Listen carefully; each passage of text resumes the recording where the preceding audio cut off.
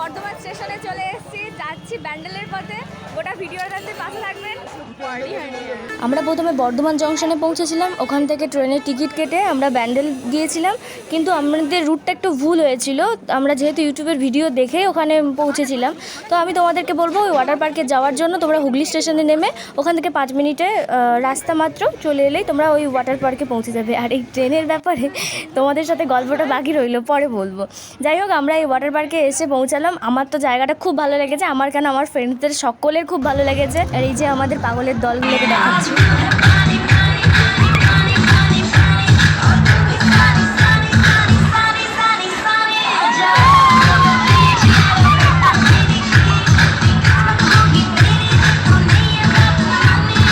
এখানে মিউজিকের সাথে সাথে সুইমিং, আর সাথে যদি বন্ধুরা থাকে তাহলে তো কে আবার।